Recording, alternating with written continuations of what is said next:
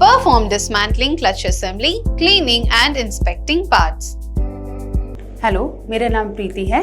इस मॉड्यूल में हम क्लच असेंबली को अलग करने, इसके हिस्सों की सफाई और इंस्पेक्शन करने जा रहे हैं। इस अभ्यास के अंत में आप सक्षम होंगे वाहन में क्लच का निर्धारण करने में, वाहन से क्लच निकालने में, क्लच असेंबली के हिस्सों की पहचान करने में, क्लच के हिस्सों को साफ करने में, क्लच भागों में डिफेक्ट्स की जांच करने में। अब आइए आवश्यक उपकरण, सामग्री और टूल्स पर एक नजर डालें। टूल्स, उपकरण। Trainee tool kit 1 set, centre punch 10 centimetre 1 नग, circlip plier 15 centimetre expanding type 1 नग, माइक्रोमीटर आउटसाइड 0 से 25 मिलीमीटर 25 से 50 क्लच जिग 1 नग, टॉर्क रिंच 5 से 35 न्यूटन मीटर 12 से 68 न्यूटन मीटर और 50 से 225 न्यूटन मीटर 1 नग,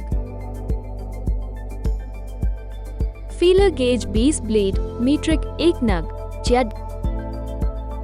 तेल कैन 0.5 या 0.25 लीटर क्षमता 1 नग, सफाई ट्रे 45 बाय 30 सेंटीमीटर 1 नग, बेरिंग पुलर स्क्रू संचालित या हाइड्रोलिक संचालित अटैचमेंट के साथ अधिकतम स्प्रेड 80, 200 और 300 मिलीमीटर 1 नग, पुलर स्क्रू संचालित 2 मिलीमीटर गैप बेरिंग पुलर के साथ 1 नग, वाहन कार्यशाला नियमावली 1 नग, मैग्नेटिक बेस के साथ डायल गेज या डायल इंडिकेटर 1 नग, अलाइनिंग आबर 1 नग, उपकरण, मशीनरी, वाहन 1 नग, सामग्री, साबुन तेल, ग्रीस, मिट्टी का तेल, बनियन क्लॉथ, गियर ऑयल SAE 90। जैसे ही आप अपनी कार की गति बढ़ाते हैं, इंजन की क्रैंकशाफ्ट और ट्रांसमिशन के बीच पावर ट्रांसमिशन करने के लिए एक क्लच प्रणाली कार्य करने लगती है। यदि पावर ट्रांसमिशन में लगातार जाएगी तो पहिए हमेशा कार को आगे बढ़ाएंगे। इसलिए इंजन की शक्ति को बाकी पावरट्रेन से अलग करने के लिए एक घटक की आवश्यकता होती है, जिससे एक व्यक्ति वाहन की गति पर नियंत्रण रख सके। चाहे यह ऑटोमेटिक ट्रांसमिशन हो या मैनुअल गियरबॉक्स, क्लच एक ही उद्देश्य पूरा करते हैं। यह आपको अपनी कार को गति देने, गति कम करने और रोकने के लिए नियंत्रण प्रदान करते हैं। कार्य 1, वाहन में क्लच का निर्धारण करना। वाहन की ट्रांसमिशन प्रणाली में फ्लाईव्हील और गियरबॉक्स के बीच अभिन्न संबंध क्लच द्वारा सुगम होता है। हालांकि क्लच अन्य स्थानों पर हो सकते हैं, वे हमेशा ट्रांसमिशन में पाए जाते हैं। मैनुअल ट्रांसमिशन क्लच के लिए यह इंजन के क्रैंकशाफ्ट और इनपुट शाफ्ट पर ट्रांसमिशन हाउसिंग के बीच बेल हाउसिंग के अंदर स्थित होता है। ऑटोमेटिक ट्रांसमिशन में ट्रांसएक्सल असेंबली के अंदर क्लच की एक श्रृंखला स्थित होती है। कार्य 2, वाहन से क्लच असेंबली को हटाना। दिखाए गए अनुसार क्लच कवर और फ्लाईव्हील की स्थिति को कुछ पेंट से चिन्हित करके कार्य प्रारंभ करें। रीसेट करते समय क्लच कवर और फ्लाईव्हील की मूल स्थिति सुनिश्चित करने के लिए इस निशान को संरेखित किया जाता है ताकि फ्लाईव्हील और क्लच कवर का संतुलन खराब न हो। इसके बाद क्लच कवर माउंटिंग पर सेट स्क्रू से लॉकिंग वायर को हटा दें। सेट स्क्रू की कुल संख्या गिनें। इन चरणों को क्रम से करने से यह सुनिश्चित करने में मदद मिलती है कि आपने क्लच के हिस्सों को ठीक उसी तरह से एक साथ रखा है जैसे वे थे। कार्य 3, क्लच असेंबली को डिसमेंटलिंग करना। उस स्थिति को चिन्हित करके प्रारंभ करें जहां प्रेशर प्लेट और क्लच कवर एक दूसरे से जुड़े हुए हैं। फिर क्लच असेंबली को क्लच जिग पर रखें, ये सुनिश्चित करते हुए कि क्लच जिग पर स्लॉट प्रेशर प्लेट पर थ्रस्ट पैड की सीट के साथ संरेखित हों। क्लच जिग द्वारा स्प्रिंग कप को कंप्रेस करें। उसके बाद प्रेशर पैड के माउंटिंग स्क्रू को ढीला करें और दिखाए गए अनुसार प्रेशर पैड को हटा दें। स्प्रिंग कपों से वजन हटाकर समाप्त करें।